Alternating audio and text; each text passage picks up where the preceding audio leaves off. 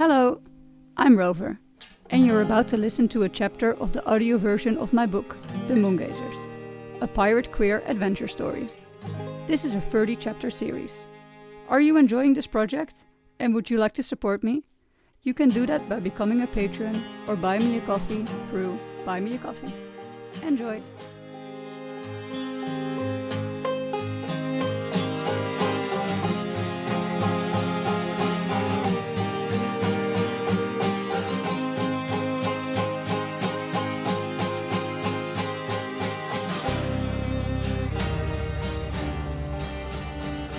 Chapter 5. Frey. Deva and I watched Leila and Kathy as they rowed a small boat back to the Vikov to inform the rest of the crew. From the deck, we see the Vikov preparing to moor the SS Opal. The plan is for Deva and me to go exploring before they do.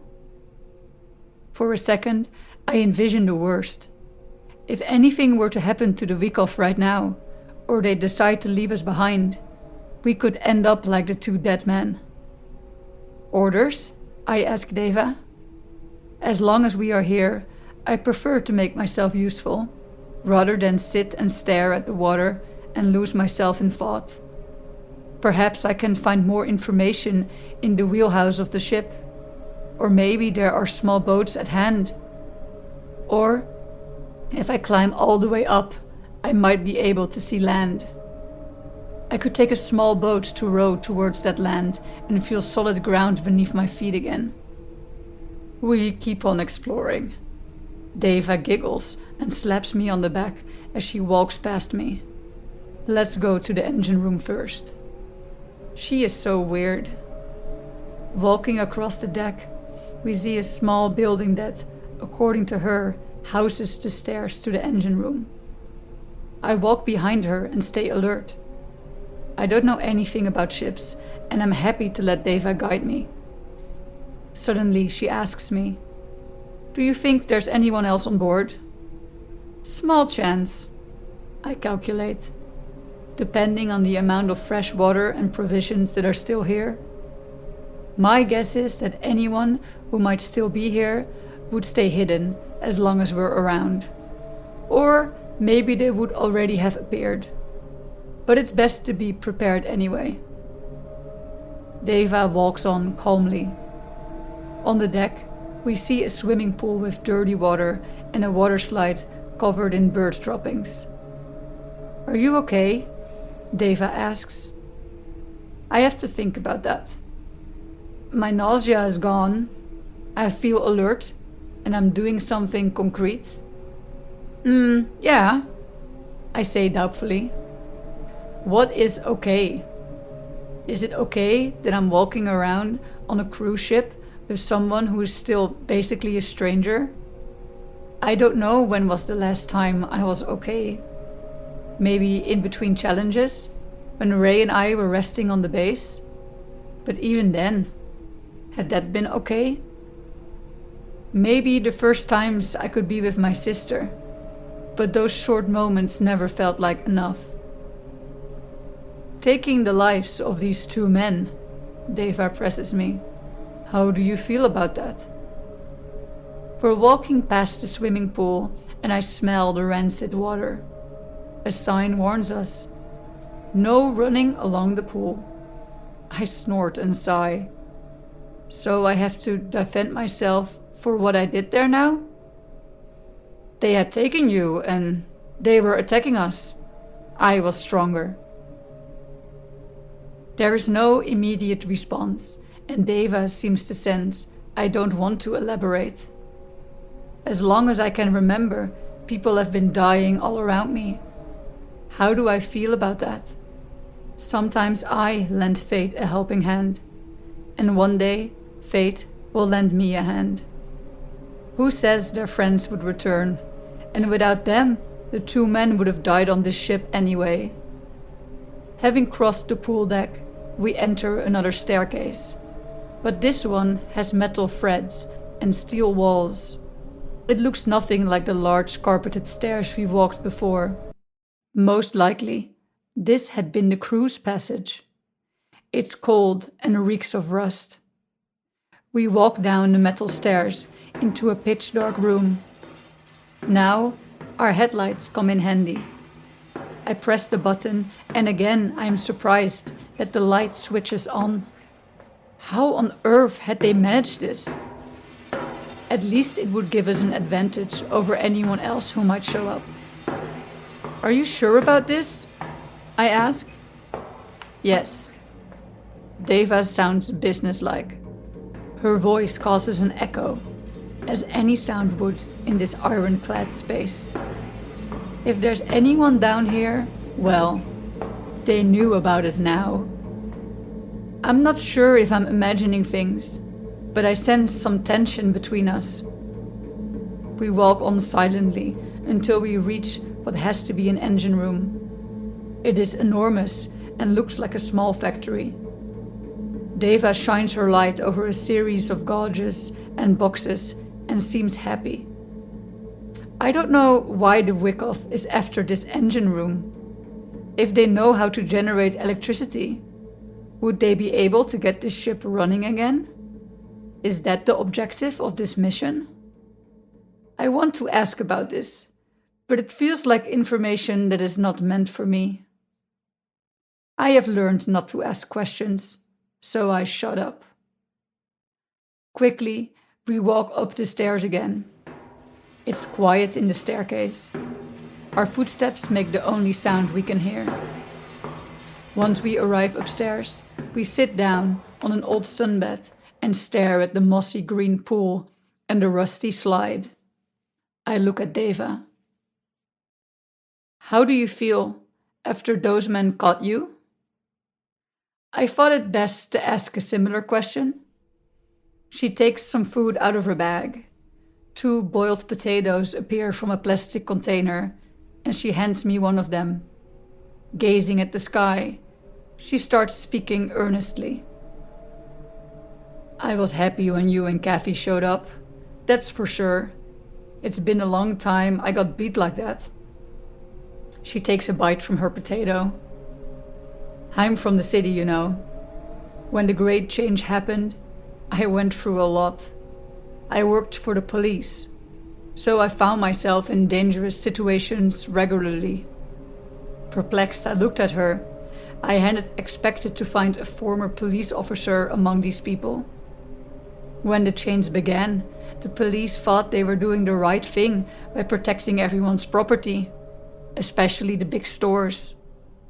Once they realized their pay would stop arriving regularly, and the change wasn't temporarily, they began to reconsider their occupation. Some went to work for militias. Others continued the jobs in various forms of unpaid units, which were rewarded with much hate from the people. If everyone's hungry, who would go and protect the shopping mall because stealing is not allowed? It didn't last long until they themselves started to take food and other necessities from the stores, and that's how the institution slowly disappeared. I think about Ray, who hates the police.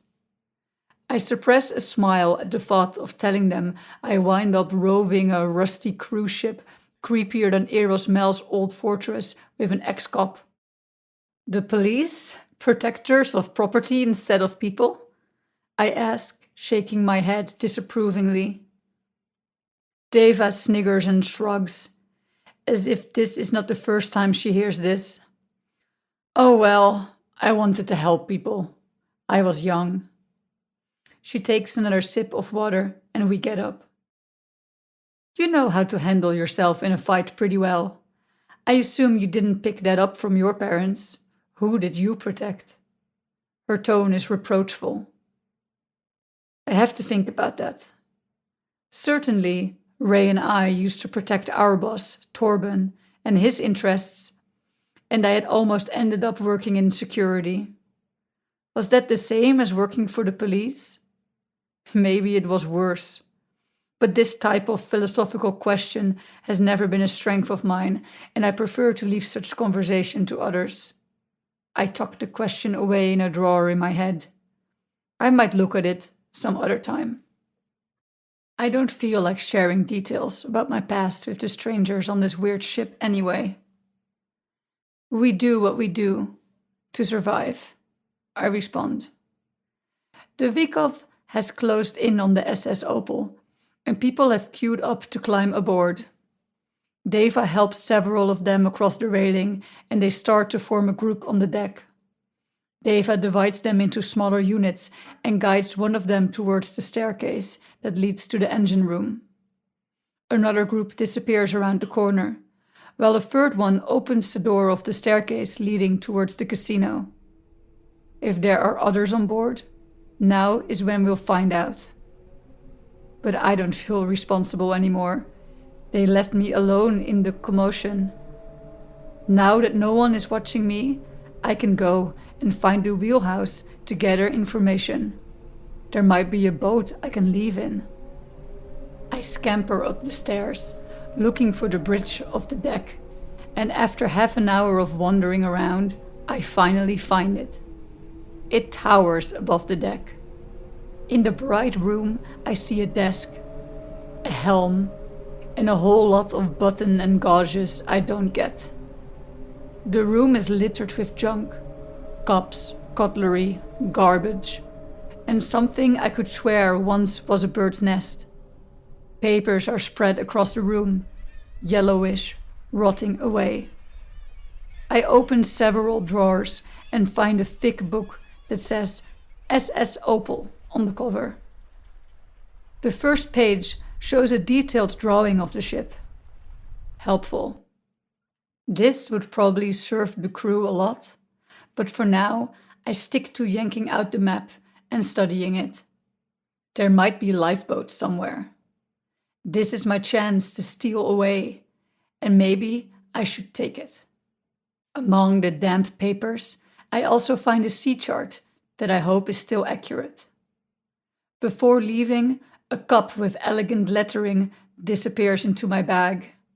Captain SS Opal. A nice souvenir. But much more important than souvenirs are provisions. If I manage to find a boat and get off this ship, I would like to be able to survive on it for more than 3 days. I check the map and quickly find the pantry. Down 4 floors, through a long hallway, third door on the right. On my way there, I keep running into crew members of the Vikov. They are scurrying about in small groups, each of which apparently has a distinct purpose. All the crew members carry backpacks they steadily fill with their findings. I enter the pantry and I find it buzzing with crew members too. Long and short hairdos, warm clothes, and expectant voices. But that's not all. The room is stuffed with stacks of cans, bags with food, and an immense amount of drinking bottles. The room itself is enormous, as it would have to be to feed such a large number of people. But how come this ship still carries so many supplies? Had it never left? Did anyone get sick? Why is there still so much stuff on board? While I ask myself these questions, I read the labels of the cans with the help of my headlight and load several of them in my bag. I try to be quick and inconspicuous. I don't want to draw anyone's attention. Down 1 more floor and through 2 more corridors is where the lifeboats should be waiting for me. The map I found makes me efficient and fast. It occurs to me that had there still been any enemies on board, we would have run into them by now, so I dismissed that possibility. The corridors, deeper in the ship's belly, are much darker, so I pass through them using my headlight. What luxury! Normally, I would have a torch, or a lantern with a candle, or just a touch of your limbs to guide you on a walk like this. I open a door and find myself almost outside. As a cold wind beats my face, I take in the scene. A large open space with an overhang. Big, covered orange lifeboats are lying diagonally in a sort of slide construction, nose forward. These can easily fit 20 people. Once everybody is inside, you close the hood and slide down into a free fall. I stiffen for a second. Memories I don't want to allow are surging. I feel hot and notice my heartbeat quickening. I breathe in and out deeply and try to get my body under control. I do what Ray taught me. I look for free colors, free textures, and free sounds. I feel the metal of the ship, the cloth of my jacket, the iron of my knife. I hear the foaming water, the wind, the creaking of the boat. I try to regulate my breathing and return to the here and now. Then I try to focus on the lifeboat's mechanism and calculate my chances of survival. Or would this be the end of me, all alone out at sea, in a closed orange boat, floating nowhere? I sink down on a small wooden bench that is placed outside the metal wall with a view to the water, and I sigh. It is still drab and grey outside. I take the sea chart I found out of my pocket and try to make sense of it. I see Melshaven on the chart, where I got into the sea, but I have no idea where I went from there. I was out cold for 2 days. We sailed 1 more day, and then we headed for this ship. We can't be that far, but still, at least 3 days of floating. Would I make it to the quay? There won't be anyone to rescue me, that's for sure. I sigh deeply and realize how desperate my plan is. Suddenly, I hear a sound from the corridor I came from. Footsteps. Friend or enemy. There may be others on the week off who prefer to get to land. Quickly and quietly, I hide. Someone steps out the door confidently and starts calling my name. Frey, don't be silly, I know you're here. It's Jude. She carries a large backpack and is flashing about her headlight. Her hair hangs in 2 braids beside her head, almost pathetic, but also beautiful. I watch her from my hiding place. A ray of light catches her face, and I see her autumn eyes spit fire. You're part of my crew now, and you're not going to stow yourself in some stupid boat, she says angrily.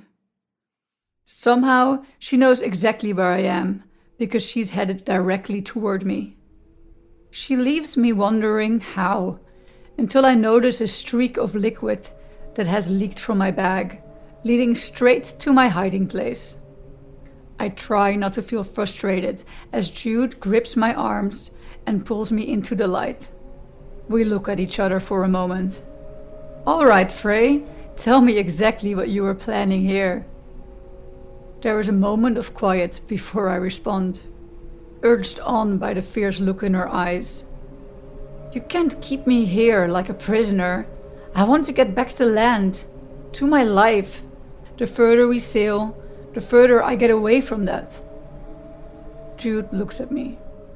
So you take the lifeboat, toss yourself into the sea, and then what? She takes my arm and walks me to the railing. I look down at the fall I'd have to take with the boat. Easily some 6 or 7 meters. And then the grey water. And I know there's no land in sight. Jude taps her boot on the floor impatiently. She sighs, puts her hand on her hips, and tells me off with annoyance. Go north, and you can keep floating until you starve or freeze to death on the ice. 3 days westward from here, you'll make it to Brekersand.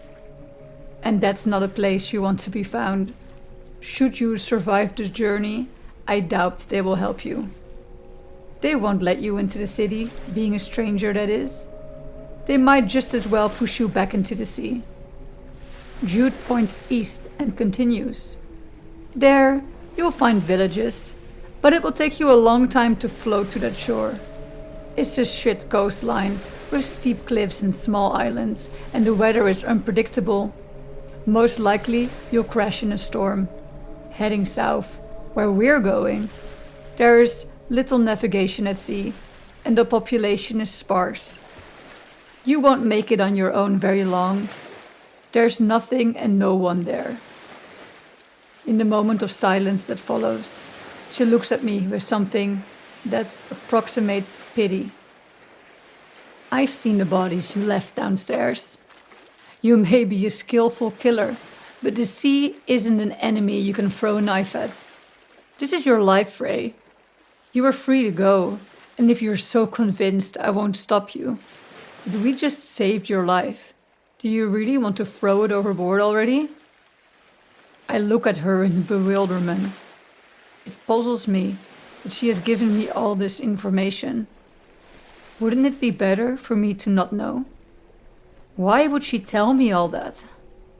If I understand her correctly, we're about 7 days away from Melshaven, from Ray. 3 days to Brekersand, and from there 4 days overland. I throw her an accurate look and I inspect the orange lifeboat one more time. I know better than anyone that a boat like this is in no way guarantees for survival. My parents didn't make it either, floating around with no one coming for them.